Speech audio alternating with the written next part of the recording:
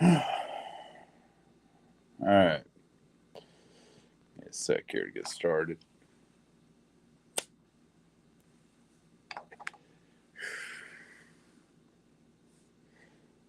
And get all my shit set up.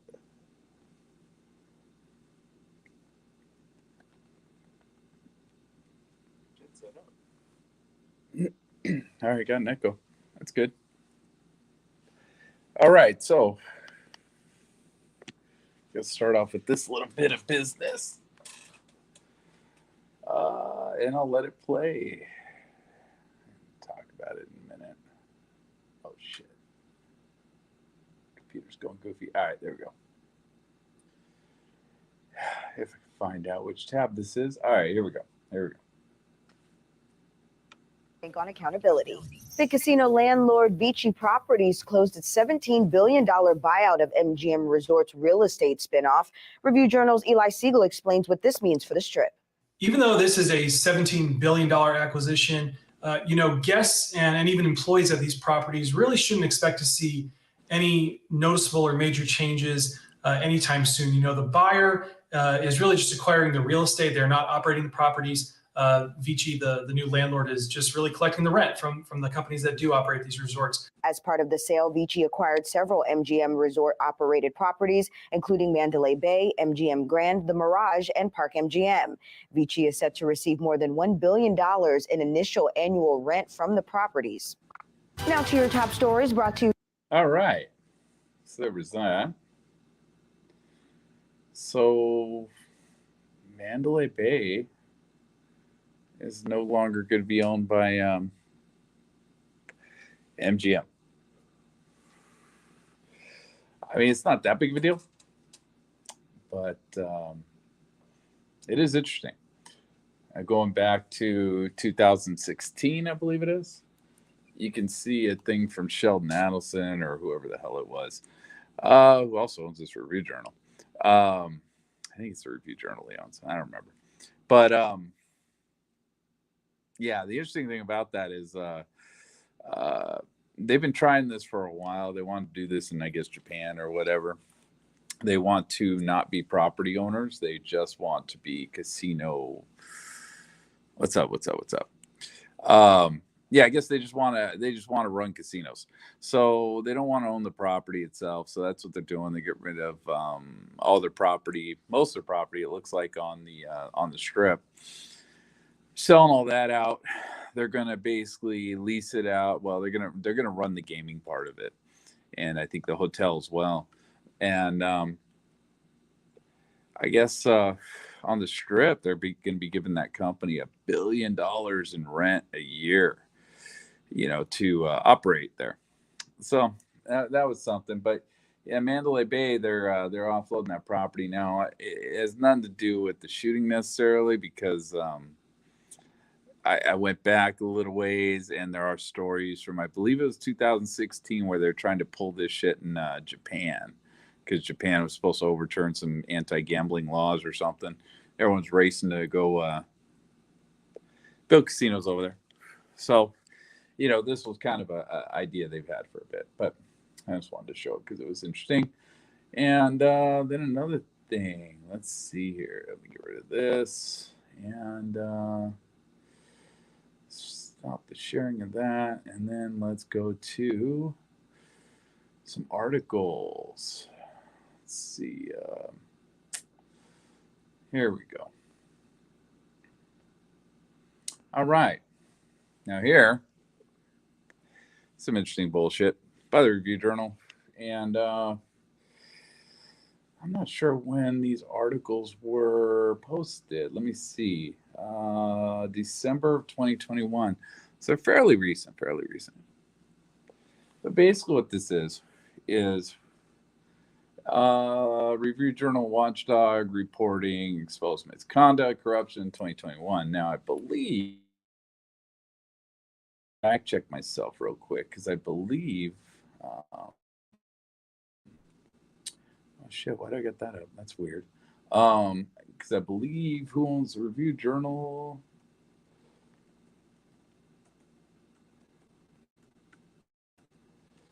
I believe it's one of the guys from, Sheldon Adelson. Okay, so Sheldon Adelson owns the Review Journal. All right. I'm just curious about that. So I am right about that. Um, and he is, let's see, what we got in Sheldon Adelson, according to LinkedIn. Nevada's, let's see, Las Vegas Review Journal is Nevada's largest news organization and the most reliable source for news, business, sports, entertainment, video, and information about Las Vegas and Southern Nevada. The Review Journal is owned by the family of Las Vegas Sands chairman and CEO Sheldon Adelson. All right. So let me go back to this. Corruption. So, of course, this has all come from the lens of Sheldon Adelson, which is interesting. But let's see what we got here. Corruption. So who's corrupt, right? We're big and bad, and we exposed all this shit, which shouldn't be hard for Sheldon Adelson. Did I miss that? Yeah, I missed it. Okay, this is about coroner's office. County coroner John Butler and his office received nationwide accolades following October 1st, 2017 attack at the Route 91 Harvest Festival, but behind the scenes, the coroner's office was awash in problems under Funberg's leadership. Workers accused one another of sexual harassment and delays in autopsies. Yeah, I've heard that. Threatened the agency's accreditation. Funberg claimed university degrees from a discredited diploma mill. He also made thousands of dollars on taxpayer time for outside speeches related to the October 1st shooting. The former coroner also cashed out nearly $20,000 in unused vacation time at his retirement. It was a lot more than that, and I got another article on that. But his work calendars showed he took hundreds of hours of vacation that weren't recorded in the county's payroll system. All right. Let's see. Oh, I didn't know that. Okay. All right. Well, it's good to know. I never really looked into all that too much. So let's see what we got here. This article, and this is, Oh, man, StreamYard sucks, man, because now I got to stop sharing that. I got to share the new one. Because it's a link. I guess I could have opened it in the same browser, but whatever. All right. Former coroner claimed iffy degrees did outside work on taxpayer time. Look at that sexy son of a bitch. All right. Damn it. I don't want to buy your shit. There was something else that was interesting about him. Let's see. So let's see. Funberg. Okay. Former Clark County John Funberg claimed university degrees from a discredited diploma mill, and he made thousands of dollars on taxpayer time for outside speeches related to October 1st shooting, according to new records and interviews. Former Clark County Commissioner Chris, I don't give a fuck to try and pronounce that name, who is state assemblyman, sponsored legislation that made it a misdemeanor to knowingly represent having a degree that wasn't properly earned.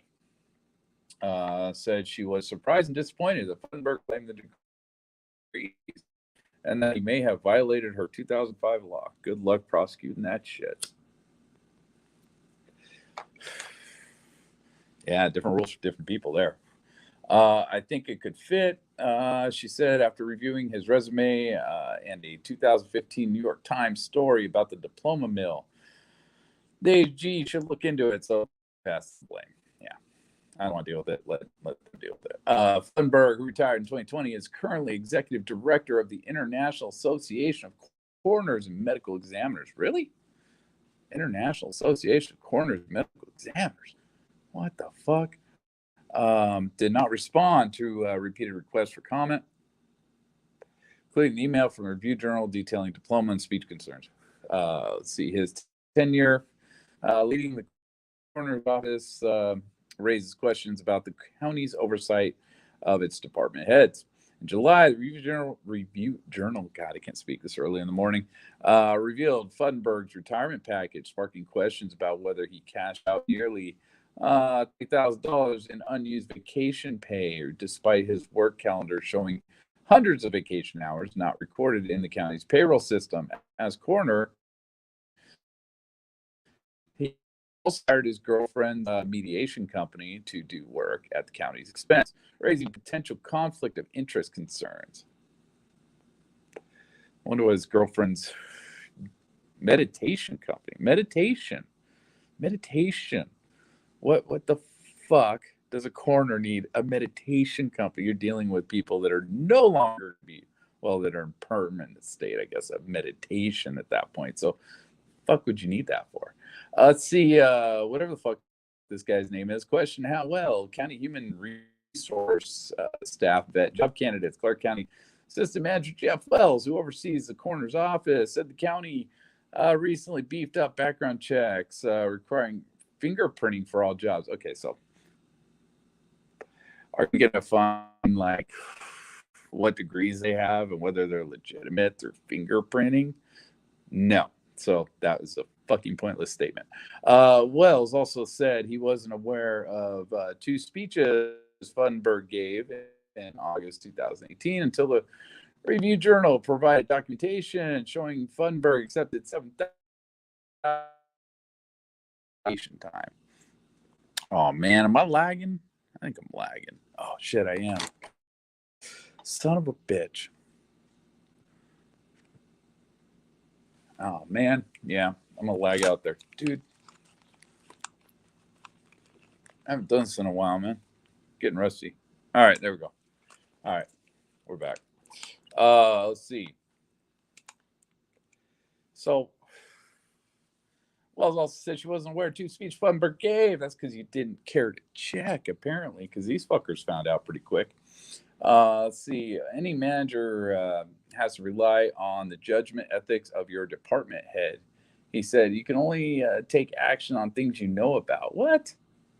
The fuck does that even mean? The fuck does that mean? Let's see. So we talk about this, whatever the fuck name this is. What does that even mean, dude? That fucking sentence doesn't make any sense. I don't even know who's saying it. Any manager has to rely on judgment ethics of your department head. You can only take action on things you know about. They're saying because they didn't know about his fucking vacation time and all this bullshit. I mean, who signed the paychecks? Let's see. Funberg, who was coroner for 5 years, made nearly $230,000 in salary. Damn, that's a good job. And benefits. His last full year and receives a pension of about $120,000 a year. Are you serious? Are you fucking kidding me? That's crazy. Unearned degrees on October 1st, 2017. Mass shooting gave mass shooting Funberg a much higher public profile. Speaking requests followed. It's not even a full sentence, people. Making it hard to read, especially this early in the morning. He had started his career as a work release officer in Minnesota, rose to sergeant in the Las Vegas City Marshal's office. That's what's crazy, man. This guy's a cop. This guy was a cop. In 2003, the county hired him as assistant coroner and appointed him to the top job in 2015. He was appointed in 2015. So this motherfucker worked this job from 2003. So he worked it less than 20 years. And the son of a bitch has $120,000 a year fucking pension. That's fucking nuts. That's insane. Since at least 2017, Funberg repeatedly touted having 2 college degrees, a bachelor's degree in business human relations, and an MBA, both from Berkeley University in San Francisco. Why am I not surprised there's a university mill based out of San Francisco? Let's see, a 2017 resume lists the degrees, and he's identified during a 2020 speech at the American Academy of Forensic Science as having an MBA. He also lists the MBA on a 2019 academic paper he co-authored with a group of doctors on mass shooting injuries. It's awesome, dude. He's like co-authoring papers on shit that he knows nothing about with a fake degree. It's awesome. Amazing. Absolutely amazing. Only in America. See, Barkley in 2019. So why am I not surprised? Berkeley University was linked in 2015 by the New York Times to a Pakistani diploma mill. And the school now has a defunct website. Berkeley was even mocked by late night TV host Stephen Colbert, of all fucking people. Um, the founder of the company that ran Berkeley and other websites was sentenced in 2018 to 7 years in prison on charges stemming from a diploma mill. Awesome. Awesome. Uh, what the fuck is this picture? The fuck is this picture? Pouring Coca-Cola in your gas tank? What the fuck was that? All right, anyway. Let's see. Funberg's 2017 resume also stated, and I dare anybody try that, man. That's stupid. That's dumb. Funberg's 2017 resume also stated he attended Normandale Community College and University of Minnesota. Schools confirm he took classes but did not earn degrees. Well, if he stated he attended, he's not lying, I guess. Let's see. AAFS Assistant Director Kimberly Rass declined to comment about Funberg, but forwarded the information about his Berkeley degrees to AAFS leadership. I don't even know what whatever. Matthew Carmichael, managing editor of the Journal of the American College of Surgeons, which published the paper Funberg co-wrote, said the journal is issuing a correction in the December issue after learning of the Berkeley degree from the Review Journal. The correction indicates Mr. Funberg was credited for an MBA degree that he did not earn. Fucking amazing. So we got some random fucking dude that just happened to be in the wrong place, wrong time. And we're going to keep his shit in there. Whatever. Whatever. In an email, Carmichael wrote that Funberg told him he has an MBA. That is not from an accredited university, obviously, especially if the people went to jail who gave it to you. Let's see, Dr. Babak Sarani, who co-authored paper with Funberg, conceded that claiming unearned degrees is a huge no-no. That's big words there. But said the findings are solid because the conclusions were reached by a group of researchers. I'm clearly disappointed, but it doesn't impact the results. Yeah, and yeah, I'm who knows? I don't know what results you were looking for there or what you got out of that, but I mean, who cares? Let's see, before 2020, Clark County Coroner's job required either a physician's license or experience in law enforcement. A college degree was not required for candidates with police experience. Mr. Funberg did not claim to have any college degrees in applications to the county, and we are not aware of him making such claims with anyone else. County spokesman, whatever, wrote in an email. All right. But he was a cop, so he was qualified, technically. Let's see. Well said qualifications for coroner were reviewed only after the county started looking for a new coroner last year. And officials decided to require at minimum a bachelor's degree. You can have a bachelor's and be the fucking chief coroner. That's awesome. Awesome. Great. Wonder if everyone else gets that $120,000 a year fucking pension. Let's see. Ross Zumwalt, a former chief medical investigator in Albuquerque who co-authored a key study of how to improve forensics, said coroners should have graduated from college. Yeah, I would think so. I think anybody who is a coroner needs to have a decent basic education and some knowledge of science and understanding of medical terms, he said.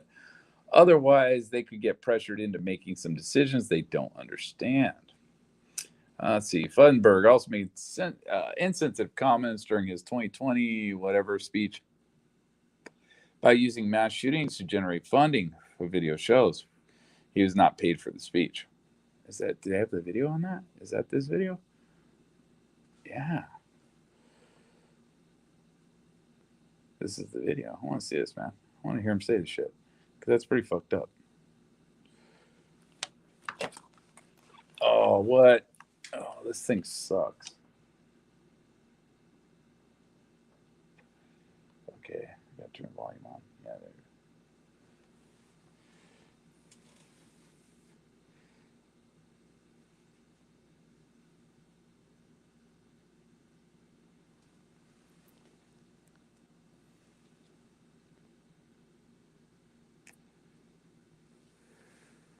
What?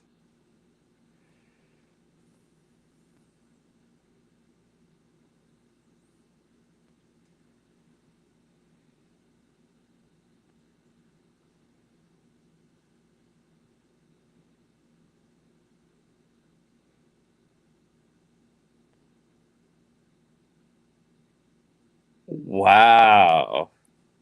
That's fucked up. That's crazy fucked up. Okay. Yeah, this guy's a dirtbag. Wow. See, Funberg also made sense of, yeah, okay. We just heard that shit. That was funny.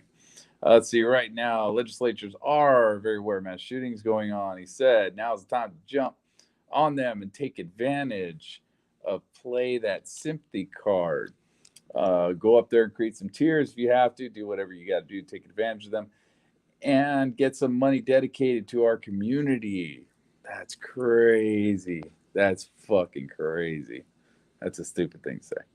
Fudenberg had successfully lobbied the Nevada legislature for a 2019 bill that raised death certificate fees that go to coroners from $1 to $4 per certificate. The money was supposed to fund mental health programs for staff and frontline workers responding to mass casualty incidents. Let's see, former state senator Ben, whatever the fuck, who was on the governmental affairs committee when it sponsored Senate Bill 463, expressed concerns after the review journal. God, that's so, I don't know why I can't say that this morning. Read him the comments. I was skeptical of the fee increase, and looks like I was rightfully skeptical, he said. They haven't said why they're skeptical yet. Records show Clark County raised about $350,000 from the fee increase that has not been spent. Okay, hasn't been spent. Wells and new Clark County coroner Melanie Rouse. Melanie Rouse. Really? Why does, oh my God. Well, I don't want to look that up. I'm not interested in looking up Melanie Rouse right now. But that's an interesting name to have, man. It's an interesting name to have over there in Nevada. Rouse. Let's see. Said they are finalizing how to use the money, and it won't be for meditation. Lucrative outside work. Funberg also collected $1,000 in speaking fees while on taxpayer time, records show. County policy requires employees get their supervisor's written authorization for outside work, and Funberg's 2020 authorization includes a note that says he takes vacation time for all paid speeches. Public records show Funberg collected $7,500 for 2 events in August 2018. That's amazing, dude. You can fucking, get $4,500 or, well, no, it's like what, 3,600 or whatever, just for talking for what, probably half an hour. That's crazy. Maybe an hour. Including a 3-hour, well, no, including a 3 hours, speaking too fast, including a 3-hour training session for Snohomish County and Everett, Washington, and a speech at the Iowa Trauma Conference run by the Department of Public Health.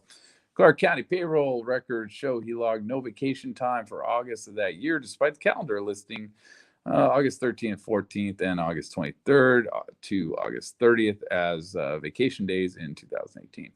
It's not clear how much Funberg collected for speeches while he was coroner because he failed to file required state ethics disclosures that would have revealed that information. Whew, this guy. Let's see. Clark County Commissioner Tick Segerblom and Fudenberg's paid speeches, said Fudenberg's paid speeches on county time and failure to file disclosure violated the ethics for sure. Let's see, Ethics Commission Council, whatever, declined to comment on whether the agency is looking into any issues involving Fudenberg, citing confidentiality provisions, which means no, we don't care. Let's see, expert witness, along with speaking arrangements, Fudenberg hired himself out as an expert witness in a controversial California lawsuit. Really? Stay out of my state, bro. In March 2020, let's see, outside Council representing Los Angeles County filed a document showing Funberg planned to charge as much as $750 an hour to act as an expert defense witness. That should be so fucking illegal. You should not be paying people to be fucking, on the stand. That's bullshit. Because that just shows clear bias. That's bullshit. In a lawsuit brought by LA coroner investigator Denise Bertone, Bertone sued the county in 2017, claiming she was retaliated against after reporting that a doctor injected a disabled boy who nearly drowned with 500 micrograms of fentanyl to hasten his death, the lawsuit alleges. Woo! Oh, man. Ask George Floyd about that shit. Let's see. A nonprofit that works with the coroner's office wanted to harvest the boy's organs, the lawsuit alleges. Let's see. Los Angeles County refused to provide documents showing what Fudenberg was paid, saying the records are about pending litigation and protected under attorney-client privilege. Are they, though? If he's a public, I don't know. Yeah. I guess the state would have to go after that. State of Nevada. Attorneys for Bertoni declined comment. Yeah, whatever. And a resume file. Yeah, who cares? All right. So let me see if I can find the other one. And it's not really going to say much that didn't say, but, whatever. So I got it run up. I'm going to play it. If I can find it. Let's see. Let's see. No, not that. It's this one. And this is the main. Let's see. And of course, we're having issues with this thing. Coroner got a generous package when he retired last year, but records may suggest it may have been too generous. Review Journal's Jen Ah joins us with those details. Good morning, Jen.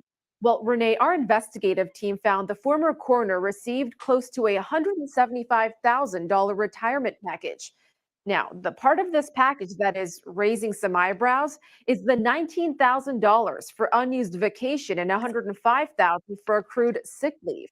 The Review Journal obtained John Fudenberg's work calendar, which shows he actually took hundreds of vacation hours that were not documented in the county's payroll system. He also didn't respond to an email with specific times and dates when he did take vacation and explain why his calendar looks like he took vacation. In response, Fudenberg's supervisor says the former coroner worked lots of overtime, especially during tragedies like the 1 October mass shooting. However, there's also the question of conflict of interest, as Fudenberg was found to have booked meditation sessions for county employees from his girlfriend's company. In other words, on the taxpayer's dime.